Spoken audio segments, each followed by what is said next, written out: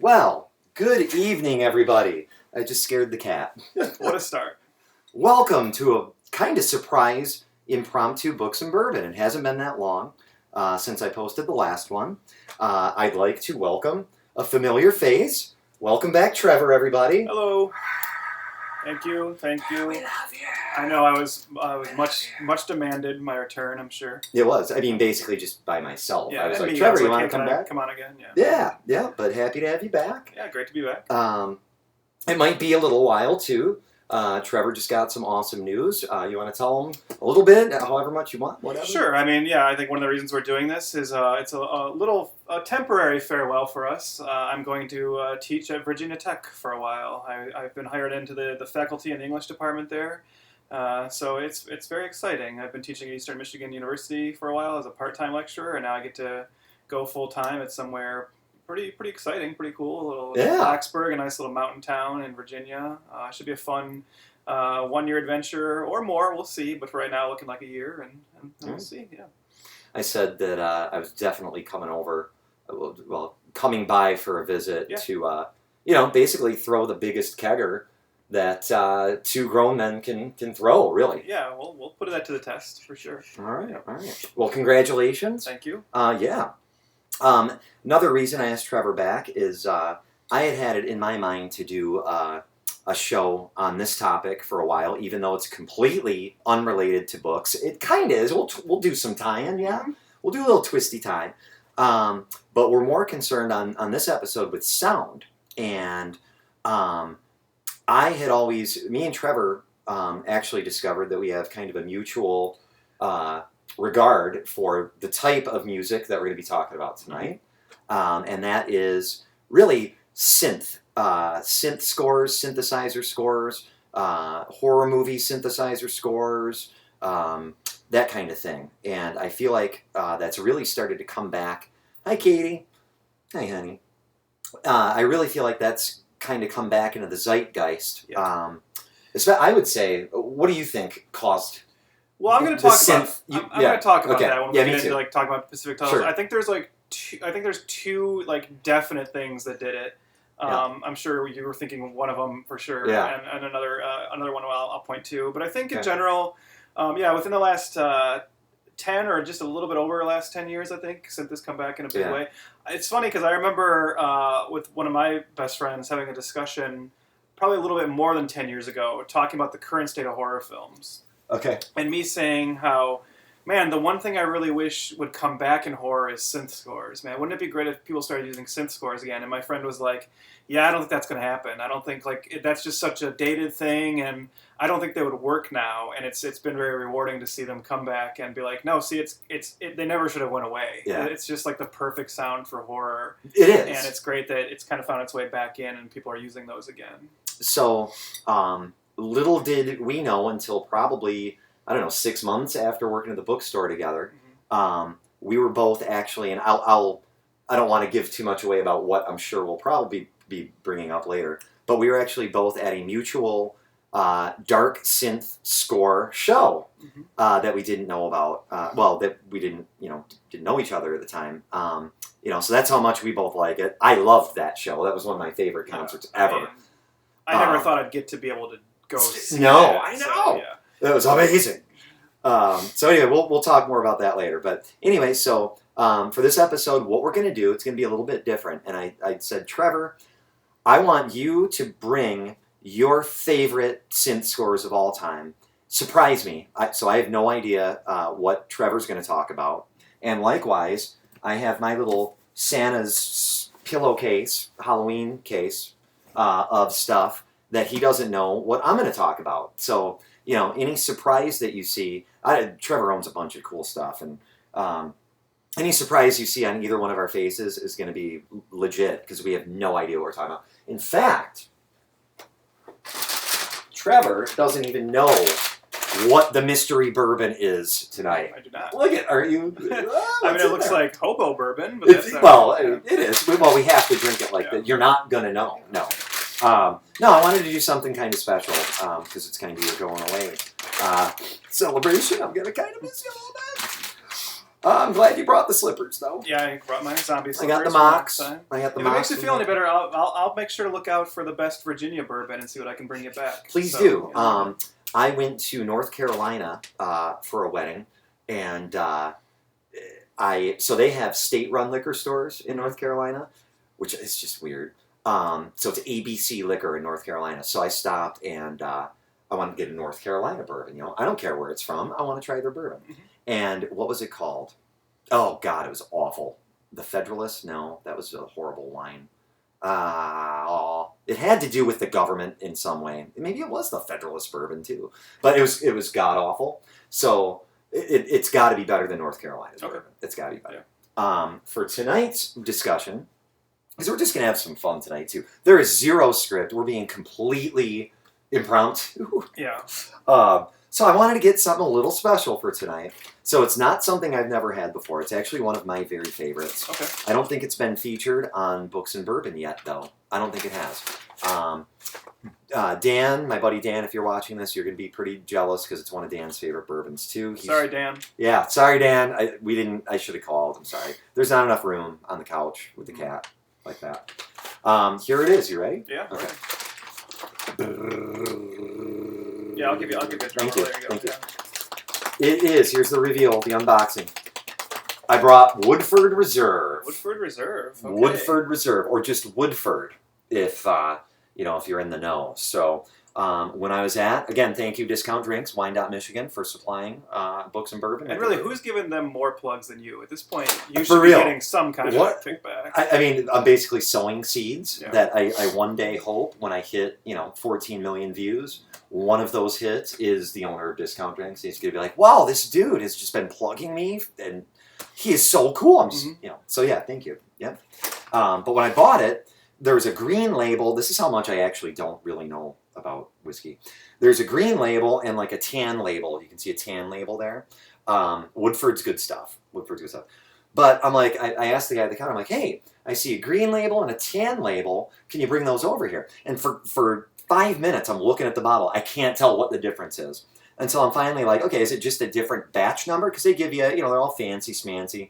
They give you the label batch and the bottle number and everything. Cool, I love that. Whoa, this is 90 proof. Dude. Oh boy. Yeah, that's why. So it's gonna be a very loose episode. It is. All right. Well, you remember we did 2 last episode. Yeah. I don't know about that. But anyway, so long story short, I just thought it was a different batch number.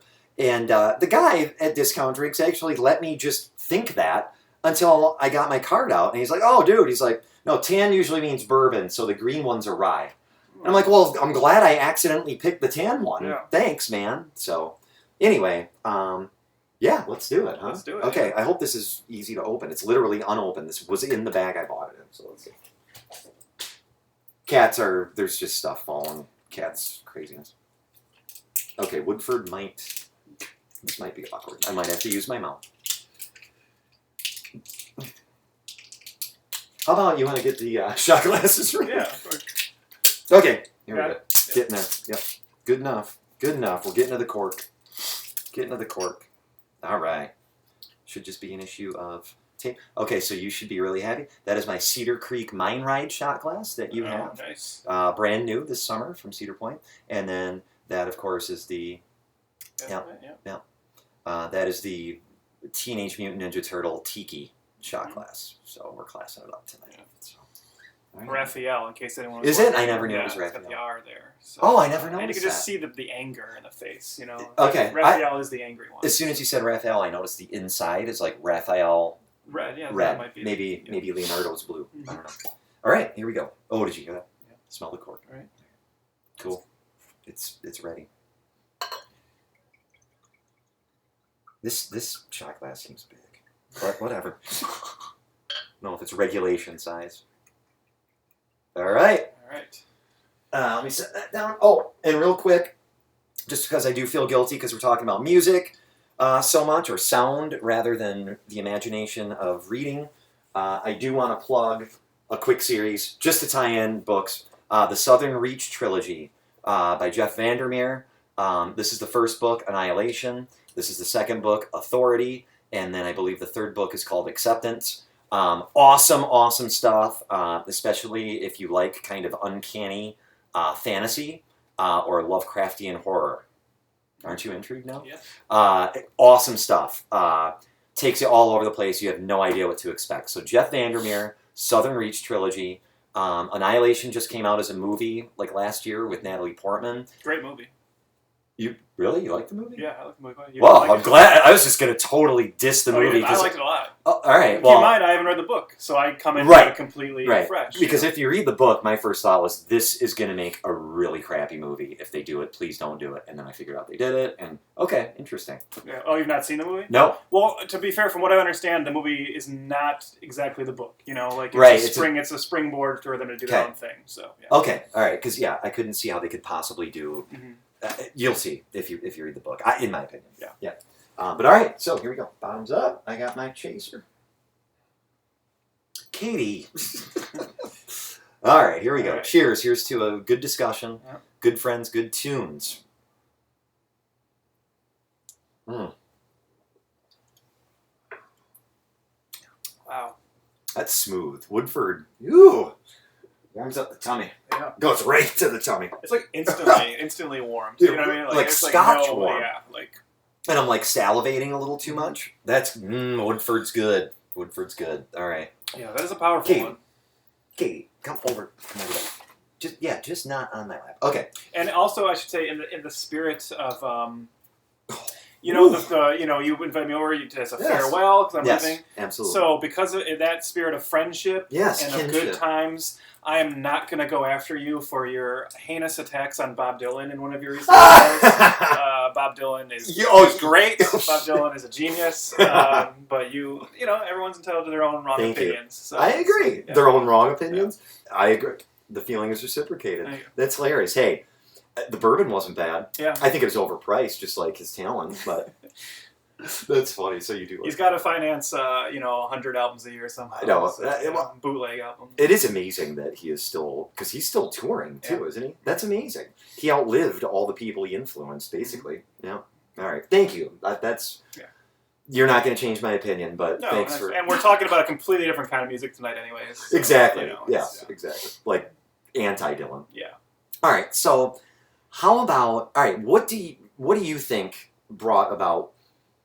Well, let's start by saying, why do you think synth became something in the horror genre in the first place? All right, because I think that's interesting because there's a long period where synth is not the typical score for horror films, right? And then we see it really happen in like the late 70s. You want my answer to that? Well, I wonder if your answer is the same as mine, because I'm pretty sure I know why I think synth became the go-to score. What do you think? Budget, yeah. Right. That's exactly what it is. Yeah. For a long there was a time when, the Universal horror days where, a big orchestral score was the way to go. Yep. But I think you and I would agree that one of the great things about horror, and one of the reasons it's always remained such a profitable genre and such a popular genre for people to make, is because horror doesn't necessitate huge budgets. Yeah. Horror necessitates a good idea. And so that's why you have a lot of the great horror films that the fandom loves so much are small, independent films. Yep. And just a few people with a camera and some willpower and you got 10 friends who are willing to smear oatmeal on their face, then you can make a zombie movie. Yeah. And so once you have a budget that's very low, what's an easy score to make? Oh, one guy with a synth? Perfect. And typically that guy is like the director. Yeah. For sure. In many cases, yeah. Yeah, I think we're totally in agreement. Yeah, and it's not that I don't sometimes I still do love a lot of those orchestral horror scores or more elaborate horror scores. Yeah. But that's why synth became something. But then why it probably stayed and why it became like a go-to is beyond budget. Is it does have this like otherworldly, ethereal sound that it doesn't sound natural, and that's perfect for when you're watching a horror film, especially the ones that dip into the supernatural or the stuff of nightmare. I've never heard a type of instrument that can eerily duplicate real instruments. Mm-hmm. But don't sound anything like those instruments. Yeah. And just layering. And, I think one of our mutual favorites does it very well, is just layering, and it's very good at subtle dread. Mm-hmm. Synth is good at being this dread mood. It's very moody. Synth is very moody. Yeah. It's more moody than like a quiet string section, if you're going the classical route, in my opinion. But, yeah, and I think the late 70s, it was really the first time that the technology was there enough to do what these creators wanted to do.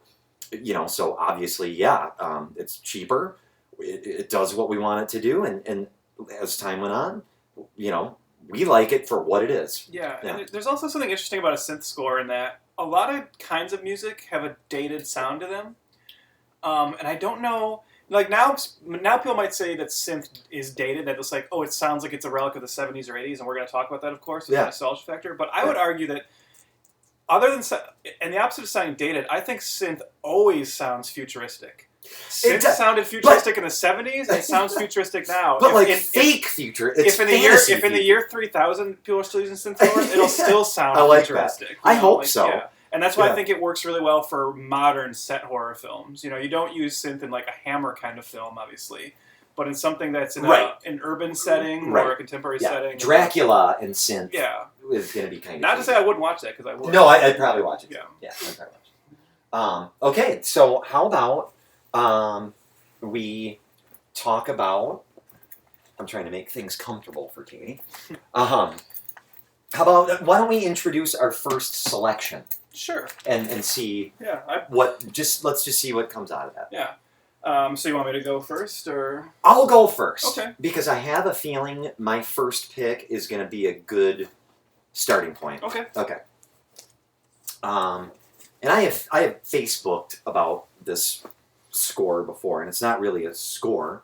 So first, this is going to be this will be quick.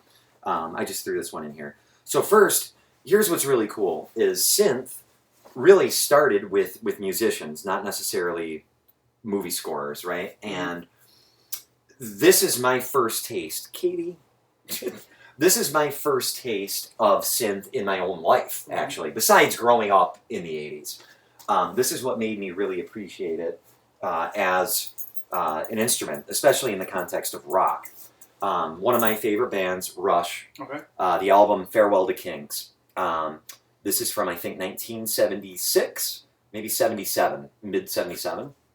This was their first album where Geddy Lee played a synth. So he was always just straight bass. All of a sudden, he's got a mini Moog, which is... that was basically one of the first widely available, easy-to-use, small commercial synthesizers. So Geddy Lee and Rush really pioneered the use of the mini Moog. And it's all over the album, but they use it very subtly. And when I was probably 12 years old, I'm used to just guitar, bass, and drums because they're a trio. And then all of a sudden, they get this whole new sound. So I would highly recommend, if you don't know the album, I mean, this is a pretty famous album if you like Rush, check out the song Xanadu. Very, very different than the movie song Xanadu. It's, same idea, but totally different. And it's an 11-minute and 6-second long masterpiece. So real quick, that was my personal, the first time that synth, I was like, man, I really love how that instrument sounds. And it was the mini Moog for me. Yep. So go ahead. That was a quick. Well, since you you know what, since you did that, instead of just I actually forgot I threw it in. Instead of jumping into scores, I'll actually take a cue from you and do a little history first about beyond just talking about the horror scores. Let's talk about just synth in general. And if you are interested in synth and want to know some recommendations for us, let's talk about some of the great synth artists. You just talked about Rush. Damn it, you might have just stolen my second one, but go ahead. Well, this is what I love. Is it Vangelis, Heaven and Hell? No. Okay, so Vangelis, a very prominent artist in the synth world. People might know Vangelis as doing the Blade Runner score, which of course is one of the great scores. This is an amazing album by Vangelis, Heaven and Hell. Actually, let me take it out of the plastic in here so there's a little less reflection here. Please do. Yeah, but can I see the cover? Yeah, of course. So it's red rendered and then blue. Yeah. So this is just this really long, uninterrupted piece. Obviously there's a side. Are you serious? I gotta have that. But it's fantastic. It's amazing. It's funny because you said that this is it's books and bourbon, but we're doing sound, and I would say where I don't know if you wanted to say this as well, but I do tend to listen to music when I read, and scores and instrumental albums are one of the main things I listen to because you have no lyrics to distract you. So for me, that's when I work because I have a computer job, or when I'm cleaning the house or I'm doing laundry. I don't have the TV on. I have music on. Yeah. And this type of music is perfect for that. I'm with you. Okay. Yeah. And so really quick, another artist I want to point out too in the synth world that's another huge one is, of course, Tangerine Dream. Tangerine Dream. I've heard of Tangerine Dream. Okay. Let me turn the screens here. It's still video. Tangerine Dream. Hold on. Basically, if you are lucky enough to live in an area where you have a used record store or any kind of like, There we go. just general music store, Yep. chances are good you're going to find like a lot of used Tangerine Dream records. Now, see, I've heard of them. They're all, buy any of them. Are they British? They're all good. I don't know. Okay. I'm not going to pretend to know a lot about the makeup of Tangerine Dream. Okay. But all their albums are great if you're into this kind of music. And music-wise, they have done some amazing scores. I don't have any of their scores on vinyl, unfortunately, but I would point you to, they did an incredible score for Ridley Scott's Legend, the great Tom Cruise, Tim Curry film. Yeah. And then they actually did the score for The Keep, the Michael Mann film, the horror film about the Nazi base. That's a rough one because Michael Mann has kind of like, disowned that film, and it's not very easy to get anymore. There's no official like releases of it, and I think in particular when you do find the cut that was put out, I think a lot of the Tangerine Dream score was cut out, but you can find that score online. I would just say, apart from the film, however you feel about the film, it's pretty amazing. So definitely check that out. This one's called Force Majeure. This one's really good as well. So now I know a problem we're going to have tonight is we're introducing ear candy, and I have a turntable upstairs that goes to 11. So we're going to have a problem. That's all right. That's going to be the post-production party. Now, here's where I have a feeling I might have one that you have in your bag as well. Okay. So this is we're still talking the this the is just foundation. kind of general, like if you want to experience like some of the history, more famous foundation. I have a feeling, I feel like maybe I've heard you talk about this before, I can't remember. Now remember, he doesn't know what I have. I don't know what's in there. I wonder, do you have Switched on Bach by, is that... So, my next album, which was going to be my first album, Switched on Bach. Can I talk about this one a little bit? Go ahead. All right, so this is actually by Walter Carlos. Who I'm actually looking to see, does yours say Walter Carlos? Because mine says Wendy Carlos. Oh, I got an original. Yeah. Yeah, so Wendy Carlos is actually, I think, one of the first kind of semi-popular folks to go transgender, or to, is it come out transgender, or is it to...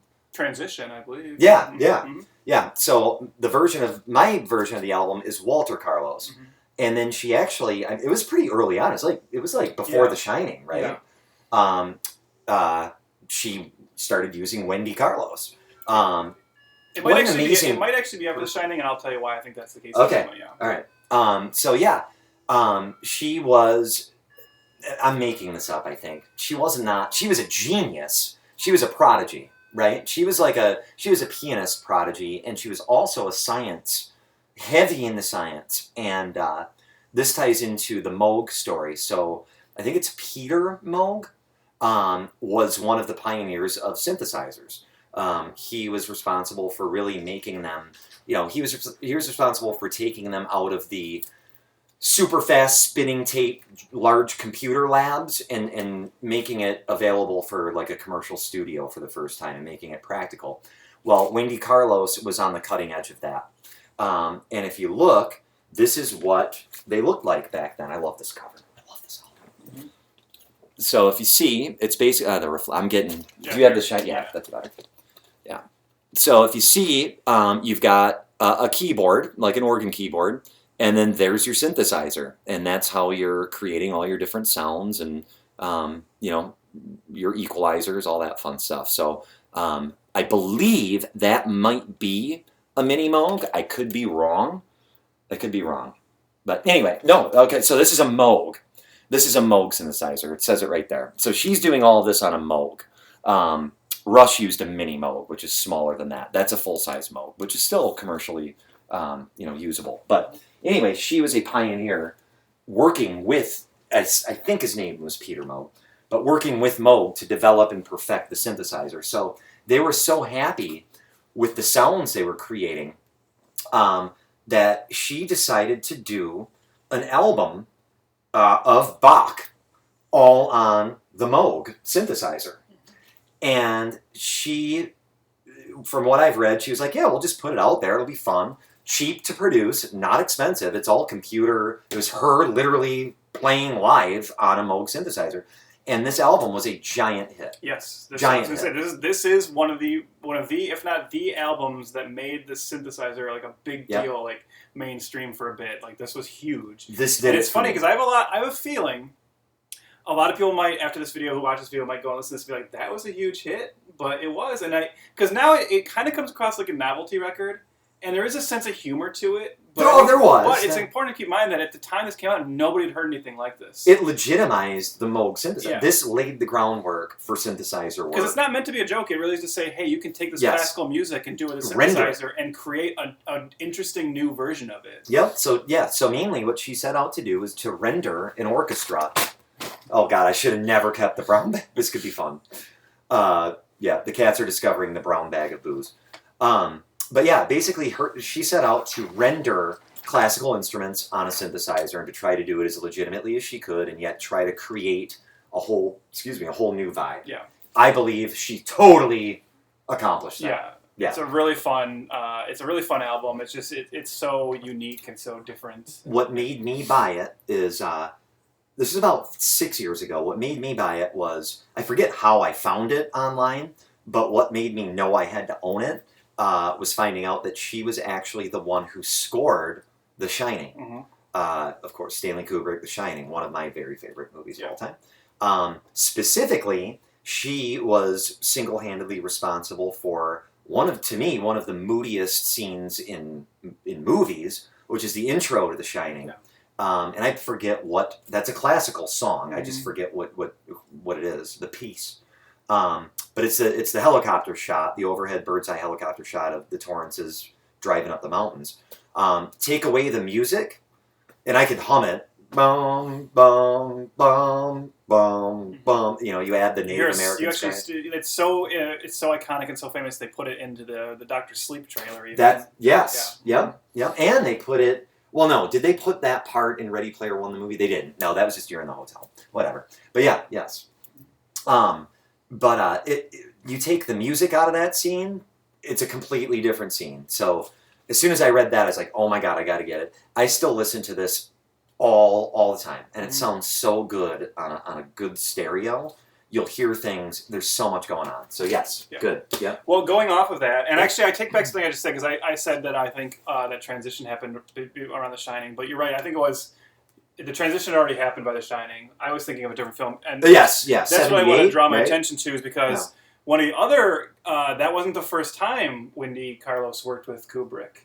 Here comes a surprise. Walter Carlos actually, and correct me if I get some of this wrong, I apologize. I'm going off of memory and the things I think I know. Same here.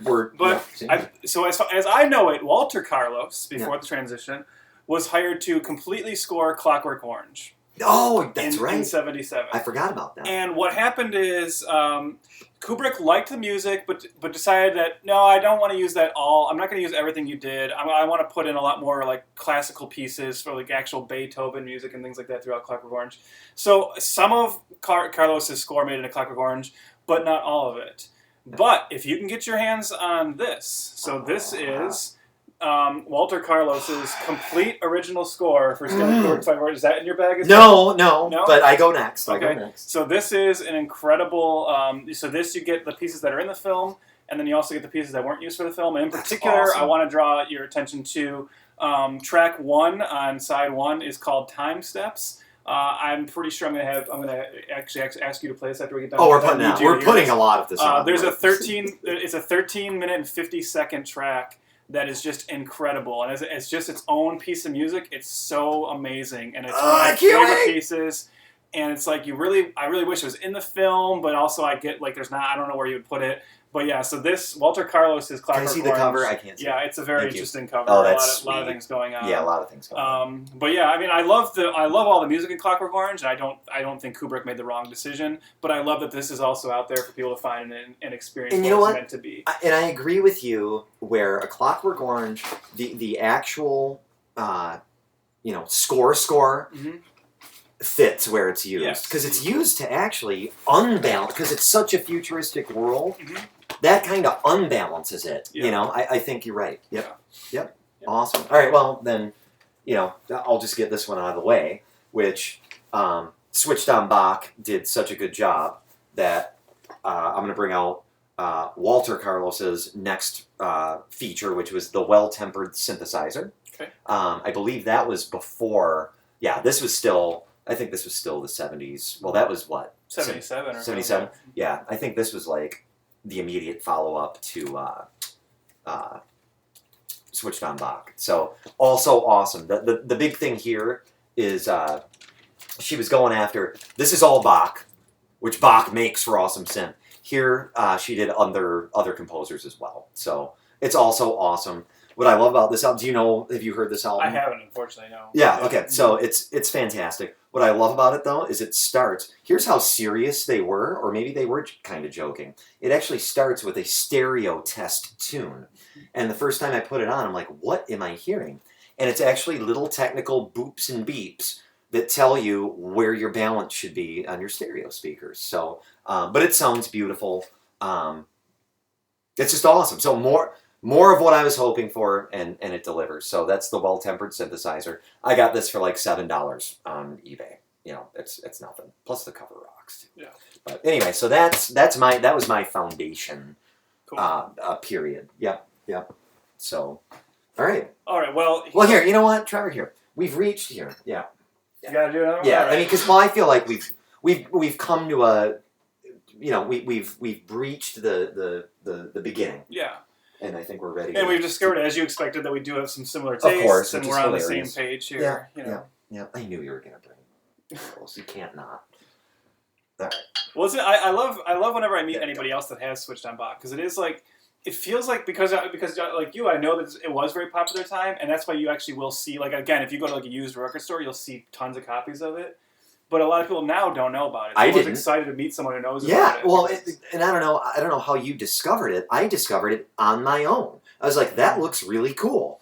I discovered it because no one told me. I went to a record store and I was looking through Carlos because I knew the Okay, Shining see, and I didn't Orange, even know. And then the cover I thought was funny, right? And it is. Yeah. It looks like an old Milton Bradley board game cover for some reason.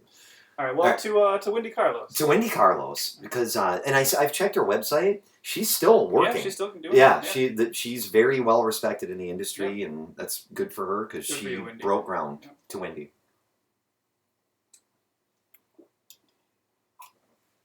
Ooh, to Woodford. Woo! All right, your turn. All right, so here I'm now going to start diving into some film scores. Yep, that's where we're heading. And we talk about this historical aspect of it. Like, when does synth become like the go-to thing for horror films? And I think, dude, we're gonna just agree on stuff that. Well, I can point to the film I think that did it, and to me, it's still like, honestly, if we were doing this like descending order, I would have waited, because this actually is my favorite score. But I'm just gonna say it now, because who knows? Maybe people. Okay, now you're intriguing me. But that is, and I don't have the vinyl, so whatever I don't have the vinyl for, it's not going to be what I think it is. I think I know what it is. I brought the movies. I don't think it is. But let's talk about Goblin, and let's talk. Of course. Let's talk about the score to Suspiria, which is one of the most incredible, haunting, creepy, bizarre, every scary scores possible. So YouTube it, guy. You can just YouTube it for free. YouTube Goblin Suspiria. Yeah. The Goblin is this Italian prog rock band who became Dario Argento's kind of go-to, soundtrack people. And to the point where, so what Argento would do, which is actually very interesting, because I think everyone has a general idea of how filmmaking works. I'm sure most of you know that the usual way you do it is you make the movie and then you score the film afterwards. The composer sits and watches the film and scores to it. Literally watching it. Yeah. Argento would actually hire Goblin to make the score first. He would tell them what the movie was about. He'd give them an idea, and they would create this score. And then he would actually play that music on set for the actors to hear, to get a vibe of the tone he was going for, and to kind of generate the fear he was looking for. That's awesome. So if you watch Suspiria, you can actually imagine during some of the sequences the actors hearing that music, and you can understand that music is scary. I can see why they're that scared. And this to me is still the Suspiria score by Goblin is probably the best. I will say, in my opinion, it's the best horror score of all time. It's incredible. It's so haunting. I was lucky enough to see Goblin live a few years ago, and it was one of my the most amazing experiences I had. I didn't think that happened, but again, there's actually 2 different versions of Goblin to tour. Yeah. You can't go wrong either way, I think. But if you're gonna try to go with the Claudio Simonetti version. Claudio Simonetti is kind of the main guy in Goblin, and he, I would say veer towards his touring version if you can. But either way, you're okay. And just before I get off of that, I will say the other 2 scores I want to draw attention to then are Deep Red, another Argento film, which is again a great Goblin. Here's what I love, Trevor. Mm-hmm. So I really got deeply into Goblin probably 4 years ago, and I always knew I loved him, but it was back here, and then I brought up what I love though is the Suspiria score and the Deep Red score because they're very different movies. Mm-hmm. Deep Red is a giallo. Mm-hmm. Would you consider Suspiria really a giallo? No, Suspiria is a supernatural fantasy fairy tale, right? So therefore, the scores are completely different. Same band, totally different, equally awesome scores. Yep. But then on another great giallo kick, another Argento giallo, and again a great Goblin Claudio Simonetti score, Tenebrae. Yep. As much as so I say Suspiria is my favorite score in general, but my favorite Goblin theme is probably the Tenebrae theme. It's so good, and I remember when they did this live, when I saw them live, it was like I was in it was ascending to Nirvana, right? To get to see them do my favorite horror theme live. Now the score in general is good all the way through, but the theme, the Tenebrae theme, go YouTube that as soon as pause this right now and go listen to it. It's so good. We'll be doing that. Are you done with Goblin? Just so I don't spoil. Yeah, I'm done with Goblin. Okay. Mm-hmm. My favorite Goblin, actually, maybe it's just... I hope you were, because I know there's one more I want to say, but I hope you're going to say it, yeah. Dawn of the Dead. Okay, yes. Yeah, Dawn of the Dead. They did the Dawn of the Dead score. They did the Dawn of the Dead score. There's another thing we should talk about is they also did, unfortunately I don't have this movie on Blu-ray or vinyl, or I don't have this soundtrack on vinyl, which is just mind-blowing. What? Demons. Oh, yeah! The Demons score is also incredible. It's great. Yeah. That's more that's their most, metal, I think, score. The Dawn of the Dead score... Really, the first time I saw that movie, I remember I was about 12 years old, and it was shown on network TV. Do you remember Channel 50? Mm-hmm. Right. Do you remember how Channel 50 would play Halloween movies around Halloween at night? That's when I first saw Dawn of the Dead. Yeah. And the thing that creeped me out about that movie the most, I mean, there's other things that did, but the music in Dawn of the Dead, I just loved. That was my gateway to Goblin. And they use synth. The main one I'm thinking of is they just did such a great cheesy... I was like, this is cheesy, but amazing, The Cats Are Fighting. But it's also not cheesy. The one I'm thinking of is the... I'm a musician, I just mumble... No. Boom, boom, don't. Yeah, boom. It's great. It's the zombie creeping. There's the sounds on the Dawn of the Dead score are just gorgeous. Mm-hmm. I love them. I used to just drive with the top down of my Jeep, blasting that score. Mm-hmm. Yeah, Dawn of the Dead. They did a great job. And if you want to hear the most you can of the Goblin score of Dawn of the Dead, beyond just getting the soundtrack, because he dropped some of it. If you can find, if you're a huge nerd like me and you happen to have the big Dawn of the Dead DVD box set that has every cut of the film, the international Dario Argento Italian cut of Dawn of the Dead has more of the Goblin music. Yep. It also removes a lot of the humor of the film. He decided to make it a more straightforward horror film, but he put more of the Goblin score back in. George Romero's preferred cut took a lot of the Goblin out and used a lot more library music, as Romero was wont to do. What's weird with Goblin is there are a lot of multiple mixes of their music. So the Deep Red score that I own is the Profondo Rosso score. Yeah. And it sounds so much better than the score. So if you're curious to look it up, look up Profondo Rosso, which is Deep Red in Italian. Yeah, the Italian title. It's a better mix. Mm-hmm. It's a very different mix too. It's much more bass, much more live. I don't know if you just do Deep Red. The mix just isn't. It's not the same. Yeah, and also by the way, if you haven't seen Suspiria, Deep Red, or Tenebrae, watch them all. Yeah. What order would you recommend? I would say Suspiria first. Yes, check out Suspiria. It's and then if you like that, start going on. There's just like you said, Suspiria is not a genre, not a giallo, but Suspiria is one of the greatest horror films of all time. So you should definitely check that out. Just a very unique movie. Mm-hmm. Yeah. All right, my turn. Okay. No, I'm going to be boring now. You're bringing up all the good. I'm bringing up the stock stuff. You're bringing up the stuff I knew you'd bring up, which is why I even invited you over here before you move away. All right. So what rekindled... I mean, we haven't brought up the guy. You're going to bring up the guy, right? Okay, so I won't bring up the guy. I won't bring up the guy. No. I knew you'd bring up the guy. I wanted to let you bring up the guy. So what I'll bring up is the reason that... Fix your screen. the reason that my screensaver keeps turning on. There we go. I'll bring up the reason that I hope synth has found a whole new audience, or at least rekindled a lot of folks' interest, or, oh, I forgot I loved that sound.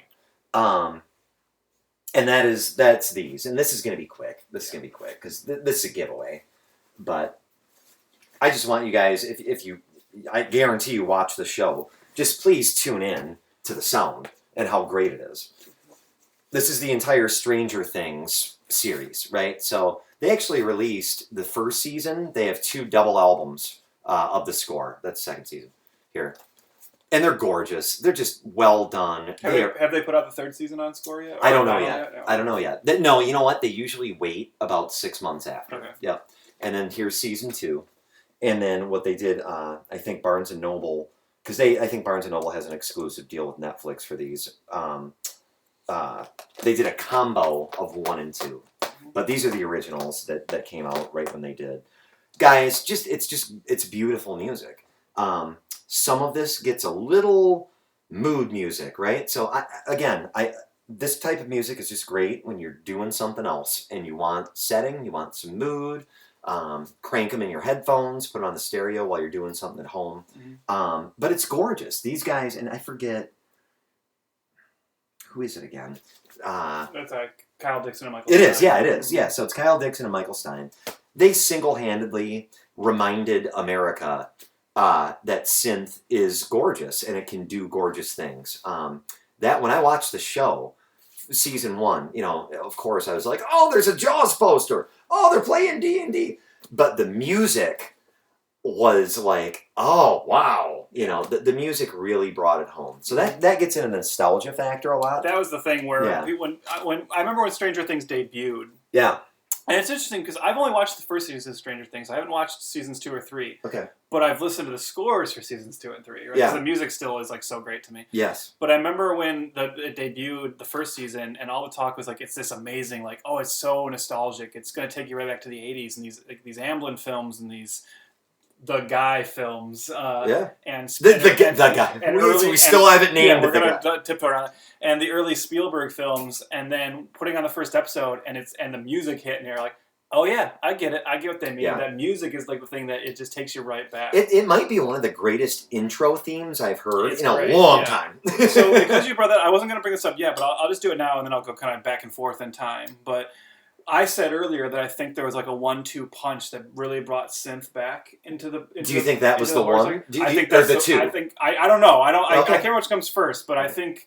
I don't care which one is first. Right. But here's what I think the 1-2 punch was. Okay. Is there's the Stranger Things score by Dixon and Stein. Yep. And then there's the It Follows score by Disaster Piece. Okay, so now is also an incredible synth score that sounds so 80s. And It Follows in general is also talked about as this kind of very big throwback kind of 80s horror film. That flew under the radar. I know now. I didn't notice I know It Follows has actually become more divisive than I expected it to be, but I love It Follows. I think it's amazing horror film. I watched that once when it first came out. Mm-hmm. The score actually totally flew under my radar with that movie. Yeah. It did. I wasn't listening. I was watching. I got to check that out. Yeah, so does the score to It Follows by Disaster Piece, I think, was also... it's not that was the first modern horror film to use this synth score, but that film really kind of took off and hit the zeitgeist, and I think that the use of that score maybe because the film felt like kind of a throwback to the work of the guy. But it really kind We're of... gonna have to talk about that. We'll get to him soon. But yeah, so that one I think really helped, and I do love that score a lot. That's actually one of my kind of go-to scores for writing. When I've got to watch that movie. I put that score on a lot. I got to watch that movie. Mm-hmm. Okay, good call, good pick. Do I have anything left before the guy? I've still got quite a bit, so I mean, I don't know. Wow, Trevor. Okay, I think we should talk. You talk more. You talk more. Okay, well, Santa's bag is getting you brought. Trevor brought a lot of stuff. I'll throw out a couple. I'll throw out a few more, kind of just general ideas. Then, so I'll just throw out some other big, I'll do some quick recommendations. Yeah. Okay. So another late '70s entry that I'd say people should pay attention to, and I think this one gets slept on a little bit, which I think is sad. I think it's a score that is really good and really iconic, and I feel like it doesn't get a lot of the attention that some of the other scores we talked about already, and some of the scores I will hit on, and that's the Phantasm score. Oh, it is. So I just watched that a couple weeks ago. The Joe Bob. Yeah. And the score is awesome. The score by Fred Miro and Malcolm Seagrave. Was that 77? 77. Yeah. A year we keep coming back to a lot in this episode. Yes. But I got this fancy that we're putting that on. Trevor, we're staying up late tonight. The Phantasm theme is incredible. It is. It's a great theme. And just the score in general is great. It is a very I'm not as great at talking about music as I am other art forms, so I feel like I get repetitive. But again, I'll say that this is another one. It's it's just haunting and has this sense of foreboding that works really well. Here's the thing with music. A lot of times, music is such a visceral emotion that you feel. Enjoyment for music is so visceral. Mm-hmm. You can't describe it. Yeah. All you can do is say, "Here, you enjoy it." Yeah. It is. It's hard to.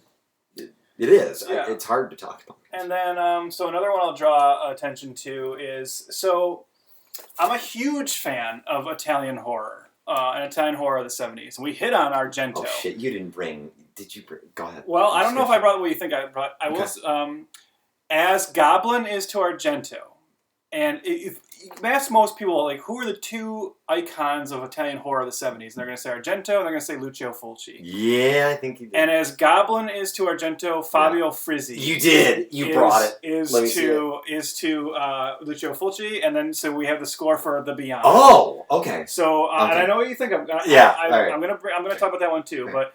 We have The Beyond, which is an amazing score, again, particularly the theme, which plays at the end of the film, which, by the way, I don't know if you remember The Beyond very well or very familiar with it. So is that part of the trilogy? It is. Which part? Is that part 2? Is that the house one? No, The Beyond is the one... where the basement is hell. That's okay. They're all like that, right? They're all right. There's The City of the Living Dead, The Beyond, and House by the Cemetery are a trilogy, a loose trilogy. Okay. They're all kind of like zombie films, but with a real heavy supernatural bent. Oh. The end of The Beyond is one of the most bleak, cynical horror endings of all time, and the music that plays over that sequence is just so great. So this is, I believe, the Mondo, vinyl. Mondo does great work. They always do these amazing, this amazing packaging. Spoiler alert, by the way, this picture. But close it. The Beyond is fantastic, and then I actually have this vinyl too, which I want to just draw attention to. This is actually called Frizzi to Fulci. This was a live show that Fabio Frizzi did, where he played all of his Fulci themes and score pieces. So this is actually a lot he did this live performance. So this has the Beyond theme on it again, but it also has the themes to House by the Cemetery, City of the Living Dead, and some other things, and they're all amazing. And the other theme that's on here is I think the one you thought was going to be. Thank you. Unfortunately, I don't have on vinyl the Zombie. You don't have. I thought you said you had that. I don't have it on vinyl. No. Zombie guys. I have it on CD because it came in. I have the Big Zombie Special Edition Blu-ray, which has the CD soundtrack. That's a nice thing about these synth scores is we're living in a remarkable time where a lot of these companies like Shout Factory, Arrow, Synapse, Severin, Blue Underground, Grindhouse Releasing are putting out these cool box set Blu-rays of these films, and oftentimes they come with the CD soundtrack. Okay. So this Tenebrae steelbook I have from Synapse has the actually has the soundtrack CD in there. The Suspiria one has it as well, and the Zombie Blu-ray I have has the soundtrack as well. But yeah, the Zombie sound score as well is incredible. Yeah. So, actually, that's my go-to at work now. Yeah. It's like I have a really crappy file. I'm going to put on the zombie score and just zone out and dig in. Yeah. You want to hit on some more? Yeah. Before I Yeah. get back into So So what you brought up is a really good point about availability.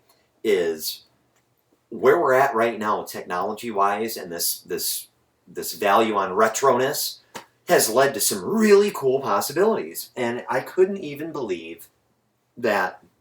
So one night, I think I got it from Fangoria one night. This is basically when I read Fangoria magazine, which is back and better than ever. It's fantastic. I will sit there with a notepad and write down movies, books, scores, and I will write down what I need to watch. And TV too. They delved into video games, but I can usually find information about that somewhere else. But I will sit there with a notepad and write stuff down while I read Fangoria. And as I do with so much of my more obscure movies, and I forget, it might have been Chris Alexander, my man.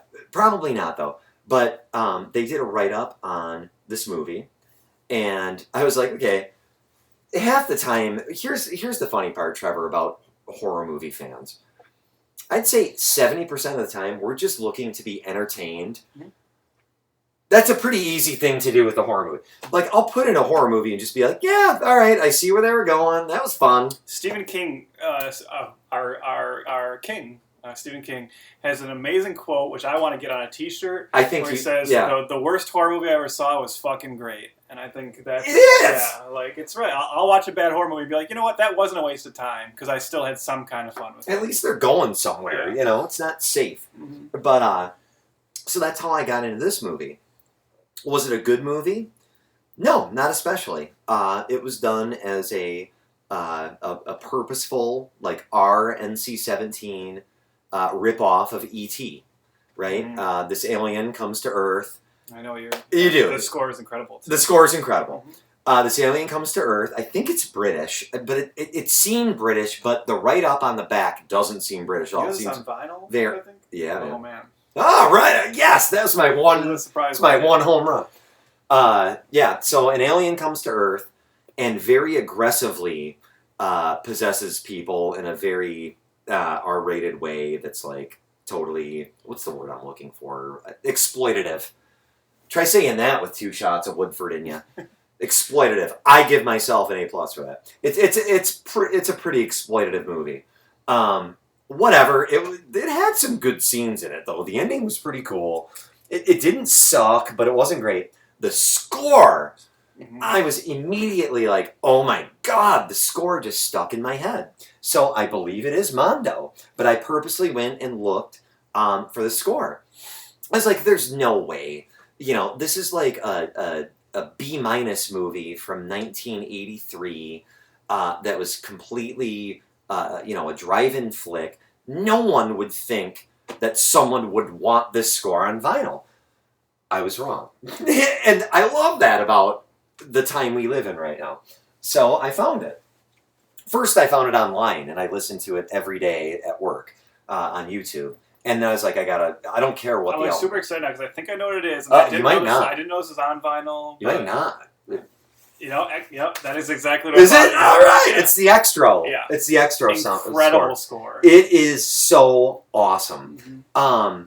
Again, the movie, watch it maybe. Just put on, and here, I love the tagline. I mean, they totally sold it as naughty E.T. Mm-hmm. Not all extraterrestrials. The movie is actually pretty fun. There's one shot in the movie that actually became a famous GIF where, like, the driving down the road and the alien kind of crawling across the road. That's actually genuinely, like, terrifying. Yeah. Well, I think the whole scene. Well, is it towards the end with the egg sacs in the bathroom? That was pretty freaky too. Yeah. I mean, the movie didn't suck, but it was definitely an exploitation movie. Yeah. But yes, the score is amazing. Yeah. So Extra, and check it out. It comes. I don't know if so. You didn't know I owned this. I didn't know. No. Yeah. Oh, that's comes out on Blue. Mm-hmm. Yeah. But so this is actually the director and writer And this is such a good story about a synth score. And what makes a synth score great is, Harry Bromley Davenport. He literally tells you the circumstances of recording the score. And they filmed the film, they had the rough cuts. 6 weeks later, he went into a little booth with a synthesizer for 6 weeks. And he had no idea what he was doing. He came out with this. He's not a sound guy. He's not a musician.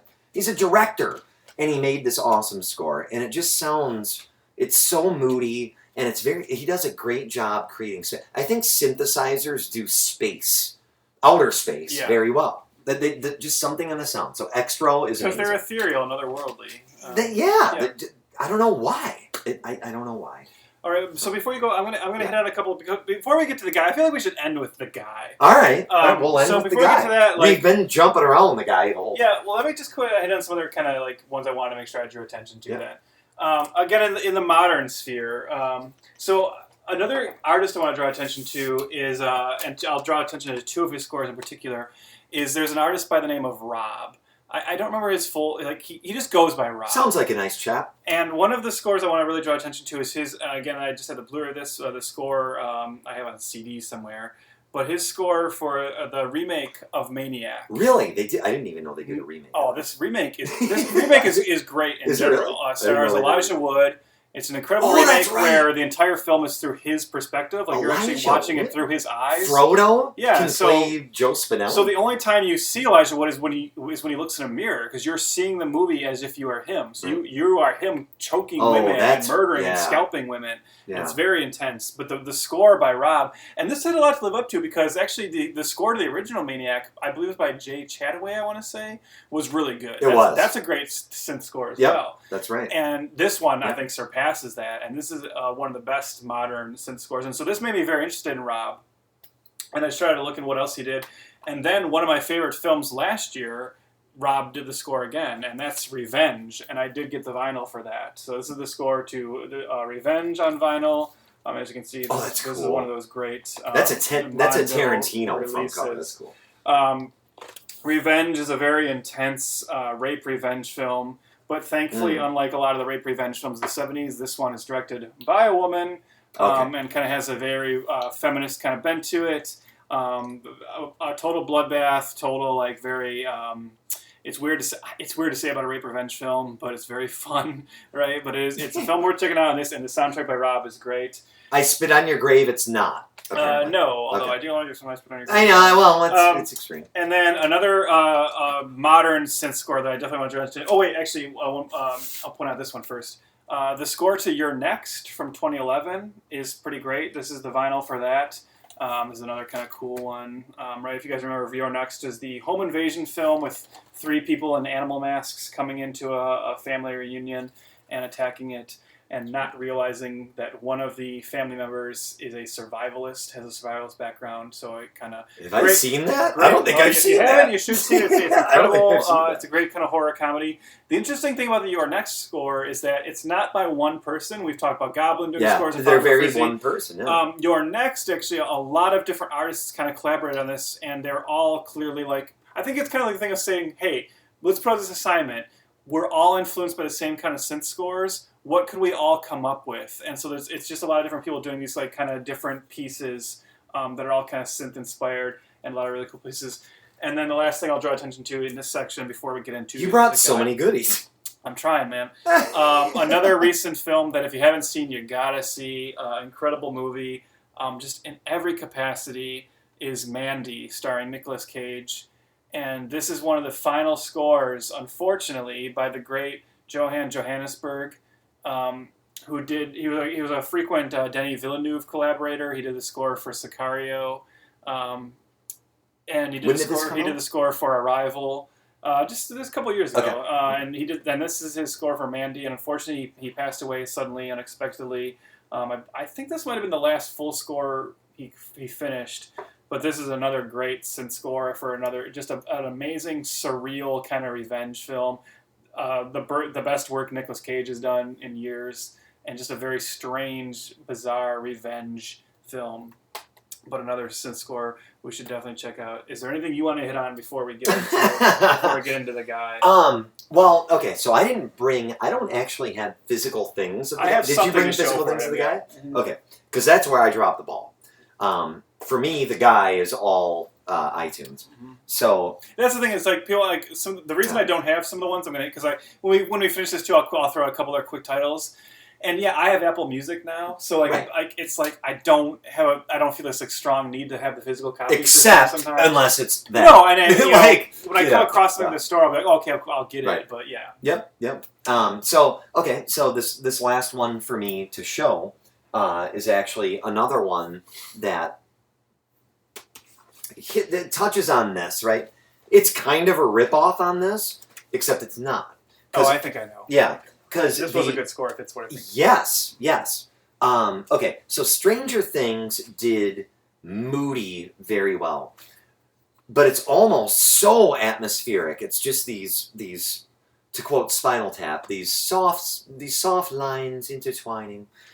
It's gorgeous, but it makes for very, you're not rocking to it at all. Very little. Screensaver just turned back on. 1 second. There we go. But this score was very good, and kind of makes you rock out a little more. And this movie would not exist if it weren't for Stranger Things. Mm-hmm. It's a good movie, though. Mm-hmm. It's a good little movie, and that is Summer of '84. Yep. Yeah.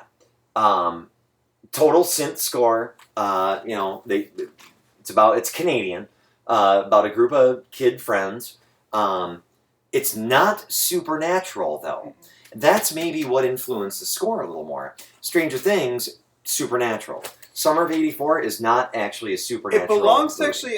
It belongs to one of my favorite subgenres of horror that I don't think has a title, and I don't know if people often even put it as its own subgenre, but I do. Okay. And that's the I think my neighbor's up to something bad subgenre, right? I love that. Like the Burbs. The Burbs. That's the first one I thought. You mean the Burbs? Like Rear Window, Disturbia, right. Yeah. Summer '84, Fright Night, right? Sure. Like, I think my neighbor's up to something bad, Summer '84. They're pretty effective. Like, that's an effective trope. And I think Summer of '84, what I will say, and I don't know if you'll agree, I agree it's a good movie. I will say, I think I could see a lot of people watching it, and especially in the first 45 minutes or so, being like, this is just a Stranger Things ripoff. There's nothing special about it. There's nothing new. Trust us. Make it to the end of this film. Because what makes this movie incredible is the last 10 minutes or so, which is so unique and not what you're expecting at all. Yeah. That's all I'll say, because I don't want to spoil it. But the last 10 minutes of that movie is just so unexpected. And I have a feeling that that's the entire thing.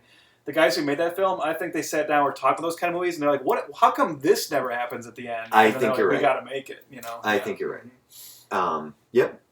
So, and I think it's a Canadian indie movie. Mm-hmm.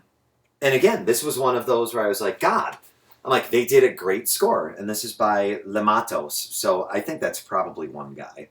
I don't know, though. That's a plural sounding, it sounds Spanish, but it may be French. It's got to be French. But, it's another one of those where I was like, okay, awesome score.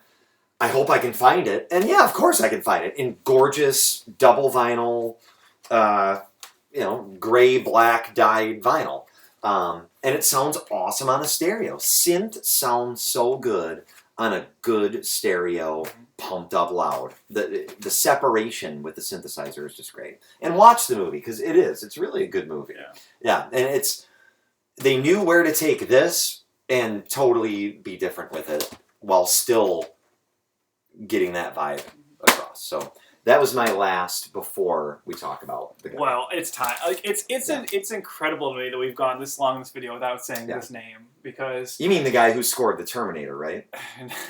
Because that was a pretty good score, though. Terminator is pretty good. It's a good score. But, it is. But go ahead. So the show John was talking about earlier that we were both at and didn't know. Yeah. We've been talking this whole time with synth scores. Look at my smile, just because the guy makes me There's smile. no name more synonymous with synth scores. And you said earlier that sometimes it's a budget thing, and sometimes the director himself has to do the score. And again, there's no name more synonymous with scores than John Carpenter. Drink beer. Yeah, I mean, John to the master. John Carpenter. John Carpenter. One of the best surly, grumpy old men of all time. He's just awesome. You can't go wrong with any John Carpenter score. He's done the score for most of his films. Yep. In terms of physical ones, what did I bring? It's interesting what I have on score wise. I mean, obviously the Halloween score is just undeniable. Here I feel like, so do you guys realize John Carpenter, the director, right? Halloween, The Thing, Big Trouble in Little China, They Live, Escape from New York, Escape from LA, amongst many others. He also scored all of his own movies, sometimes single-handedly at his house. Yeah. Usually, a lot of times it was Alan Holworth too, but that's a big deal. Okay, cool. It's a John Carpenter movie. Oh, wait a minute. He also wrote all the music for it. So go ahead. Sorry, Trevor. Well, yeah, one is like in terms of that, and speaking of him and Alan Holworth. So, I mean, we all know the Halloween score is great. One of the most iconic, people hear that theme, they're just like, that's Halloween, right? Very much. Score. A score I think that gets slept on a little bit is the Halloween 3 score. Oh, God, you brought by Carpenter and Alan Holworth. Oh, screw you, Halloween 3, first of all, Halloween 3 is great. Don't listen to haters. It just should have been called Season of the Witch, and you would all love it. Yep. But Halloween 3 is incredible. The score is fantastic. It's one of the moodiest scores I've ever heard. And the great thing is this vinyl does have the this vinyl looks pretty cool as well. Oh, you brought it? We're gonna have to listen to that. This vinyl has the Silver Shamrock jingles on it as well. Oh, it does? Yeah. You can't go wrong with that. And then actually, I think, so one of the interesting things is that, I don't have Halloween on vinyl, but I would say obviously you should have it. The new Halloween score, Halloween 2018, was fantastic. It was good. John Carpenter's return to scoring, which was great. And I'm really hoping he'll do new scores for the 2 new Halloween films they just announced. I'm sure he will. Wait, they just announced 2? Oh, yeah, Halloween Kills and Halloween Ends. We're getting 2 sequels to do a new trilogy. But something that really interesting that's happening in this landscape right now is we're getting a lot, because this music has come back, we're getting a lot of people making scores to films that don't exist, right? Like this idea of like... you're going to bring... You have this on vinyl? I did not know you had this on vinyl. I think... So, you have people kind of doing like scores, like, or these albums, they're like, this is a score to like a hypothetical film, or this is these cool synth scores. And Carpenter's got into that as well by doing John Carpenter's Lost Themes. You brought them both? And John Carpenter's Lost Themes 2 on vinyl. Yeah. So these are just kind of original John Carpenter pieces that you listen to and you're like, man, these should have been themes to Carpenter films we never got. In particular, there's a track on the first track of the first Lost Themes, Vortex, is awesome, incredible. So, Trevor, did you ever get any Castlevania, the video games? I played the original Nintendo. All right, well, Castlevania. So there is a track on the first Lost Themes, and I'm not sure what the titles are because there is one track on the first Lost Themes that is a Castlevania level. Like I made up a Castlevania level to go onto this. Like it's amazing. It evokes the mood. This is an awesome album. I am still so into this album and digesting it that I haven't bought the second one yet. Second one is great as well. Is it? Okay. I think Lost Themes 1 is better, but Lost Themes 2. I mean, again, it's just more Carpenter, And the one thing I haven't bought yet that kind of followed in terms of this release with like Sacred Bones was putting these out. Is then Sacred Bones did put out as well John Carpenter just Themes, which was the theme songs to all of his films, and I need to get that because that would be representative of what we saw his live show, his touring live show now is he just does his themes, and it's very exciting because Carpenter does have this reputation for being kind of this like grumpy old man now that doesn't necessarily want to talk about his films anymore because he's talked about them so much. But, man, he still loves music. And seeing him up on stage, just having the time of his life, like a 70-year-old man or whatever he is, and just awesome. Being a rock star up there on stage, it was great. And most of the band, well, a lot of his band was family. Like his son was up there with him. Was he bass? Yeah, his son. Or was he second? Cody Carpenter, who John and Cody did the score for the new Halloween, so he works with him now. Yeah. No, for a guy like that to actually tour... I couldn't even believe he did that. That is such a unique thing. And it was such a gift to see that. It was just awesome. And the audience, I've never seen an audience that was more just silent, watching, and loving the ride. Yeah. It was and awesome. I didn't even mention it, but like, so you were talking about because like with like Extra, right? The Yeah. score is better than the movie. Yes. And I would throw that in because another one of the great synth scores, and this is a Carpenter film that I'm personally not a huge fan of, but The Fog. Not one of my favorite. The score is films, better than the but movie. Man, the score is fantastic. Yes, right? yeah. And then a couple other ones I want to mention like that are surprisingly, I did bring a list because I'm a nerd. The Chopping Mall score, by Chuck Serino. That film's fun. You know, it's a fun little it's Roger a good movie. Corman exploitation. It doesn't film, suck, but the score, the synth score, is great. It's fantastic. And then another really good synth score that it's really weird that I think this doesn't get talked about a lot because everyone knows the Michael Myers theme and everyone knows the Jason theme. But you know what doesn't get talked about a lot, I don't know why, is the Nightmare on Elm Street score. And that's by Charles Bernstein, and I think the Freddy theme is actually pretty incredible. And then if you listen to the full score, there are some really interesting, unique kind of synth pieces to it. I'm gonna have to re-listen. So that's a score to listen to. Yeah. And then really quickly. Oh, wait a minute. Wait. To me, the Freddy score is boom, bum, boom. Yeah, that bum, bum. Yeah, it has like that kind of like fairy tale sound to it. Boom. Okay, yeah. I am so off key. And then as we wrap up, I just saw again getting back to that idea of like artists to take a look at who are kind of doing this idea of like making scores for films that didn't exist or just doing kind of cool synth pieces. There's an artist I really like called Spectrostatic. So I have these kind of two albums. This is like a self-titled Spectrostatic cool album. And then this one is very cool. This one is called Escape from Metropolis. Again, so obviously if you're like a horror fan, you know, this is going to kind of be up your alley. Let me see that cover. And then another one that I think a lot of horror fans will know already, who's putting out kind of cool, like kind of synthy kind of albums, is Slasher Dave. And Slasher Dave, this is one called Exorcisms, as you can see.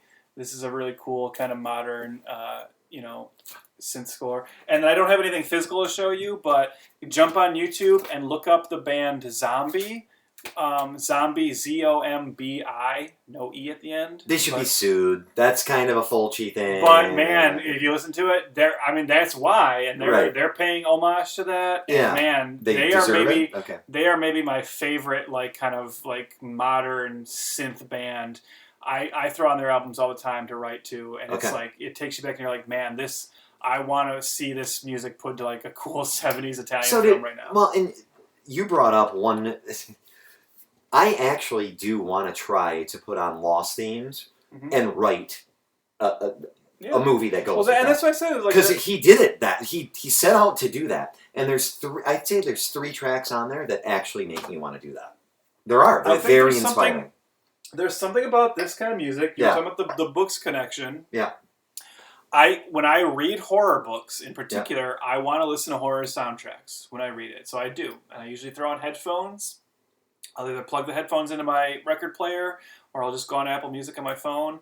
But this is the kind of music I'll listen to when I read horror. Yeah. And then lately I've been trying to write to this kind of music. And I do think maybe this is silly. Maybe it's because I've had 2 shots of bourbon. I don't know. Yeah. But not bourbon. Woodford. But I do think there's something that happens with your brain when you listen to this kind of music that unlocks something different in you. Yeah. And if I was listening to like old show tunes or something, I don't know how to write the same kind of stuff I'm writing. I think Stephen King was a big fan of writing to like rock and roll. Mm-hmm. And I think that's reflective in his writing. I think it is too. Yeah. Well, and the 8 kilos of blow he's probably smoked at the time too. But we won't talk about that. That was old Stephen. That was 80s King. Are you excited for The Institute to come out? Yeah, of course. Okay, that's King's September novel. I'm a huge Stephen King fan, and I'm a huge X-Men fan, so Stephen King doing what sounds like an X-Men book. I know. I know. Mm-hmm. No, it sounds like he's taking a note from Stranger Things. Mm-hmm. Stranger Things has basically... I think Stranger Things has set a different bar, just like The Walking Dead did. Yeah. In a different way. Well, and it's very influential. So it's very interesting because we both brought up the nostalgia aspect of this. So what I will say is like, I am actually at the point now where I am very sick and tired of 80s nostalgia, except for the music. The music is the one thing where I'm like, yes, synth scores. Give me all the synth scores. Keep all the synth scores. Yeah. But everything else about 80s nostalgia, I'm over. Like it's okay, fine. Try and do something new. Like I have a lot of 80s movies I can watch. So Stranger Things is fine. And Stranger whatever, Things still does it very well. But they do it very well. But in general, I'm just like, I don't care anymore. But like, I want synth to live on for all the reasons we talked about earlier. I do think synth is just such a great match to horror. There's just something about that sound that just works so well. It's creepy. It doesn't feel natural because and it's just different. Like I do like an orchestral score. One of my favorite, one of my top 5 horror scores is Bride of Frankenstein, which is an amazing score. Well, and let's not forget Jaws, John Williams. John Williams. It's one of the greatest horror movies. I got that on vinyl last year, the full Jaws score. And but synth is just, it's so good. And it works in other genres, like sci-fi, yes, action, sure. But horror and synth, it's just like the perfect marriage. Yeah. You know what we didn't actually talk? This is our last topic, or our good night. Because we need to go listen to some music. Yeah, we're gonna listen to some music and actually talk about what I'm about to bring up right now, because I didn't even think about it. What about the influence? And I want you all to think about this too, if you like this movie. And we'll leave you on this. Yeah, this is how we'll know you watched the whole video. Comment on this below. Right? Yeah, that'd be amazing. Yeah. What about the fact that Mr. Steven Spielberg, in one of my favorite movies of his, besides Jaws and E.T. and all the other awesome movies, basically the core of the movie was the synth score, now that I think about it.